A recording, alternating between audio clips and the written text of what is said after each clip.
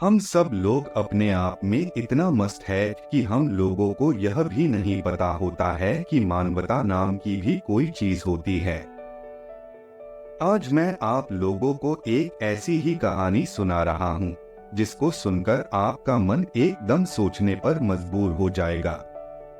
करण एक चॉकलेट बनाने वाली कंपनी में काम करता था। एक दिन की बात है, उसको काम पूरा करते करते लेट हो गया और वह उस कमरे में पहुंच गया जहां पर सारी चॉकलेट को ठंडा किया जाता था।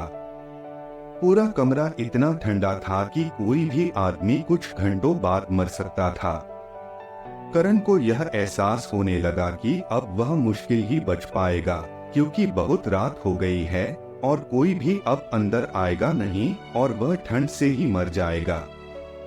अब वह भगवान से दुआ कर रहा था कि कोई तो भेज दो जो मुझको बचा ले, नहीं तो मेरे बीवी और बच्चों का क्या होगा।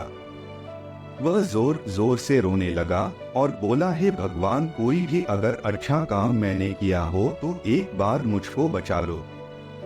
वह जब जोर जोर से रो रहा था तभी बाहर बैठे गार्ड को कुछ शक हुआ और वह अंदर आया तो सामने एक आदमी को बेहोश देखा तो उसको समझ में नहीं आ रहा था कि वह क्या करे और कैसे करे। उसने तुरंत ही उस आदमी को उठाया और ले जाकर हीटर से उसके शरीर को कपड़े खूब गर्म किया और कुछ ही देर बाद उसको होश आ गया। वह आदमी उस गार्ड को बोला, मैं आपका यह एहसान कभी नहीं भूलूंगा। फिर उस गार्ड ने बोला, भाई तुम रोज मुझको आते और जाते नमस्ते करते थे, लेकिन आज तुम न बाहर आए और न ही मुझको तुम्हारी आवाज सुनाई दिया। यहाँ बहुत ही कम लोग हैं जो मुझको नमस्ते करते हैं, लेकिन तुम एक ऐसे इंसान हो जो मुझको जितनी बार देखते हो उतनी बार नमस्ते करते हो।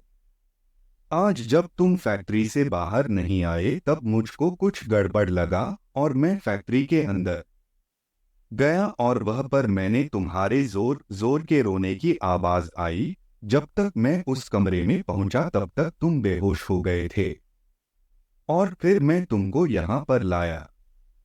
तो दोस्तों, इस कहानी से हम लोगों को यही सीख मिलता है कि उस आदमी की जान सिर्फ और सिर्फ नमस्ते करने वाले गार्ड ने बचा लिया। इसलिए कहा गया है कि जैसा आप करोगे वैसा ही आप पाओगे। कहानी अच्छी लगी हो तो शेयर जरूर करें।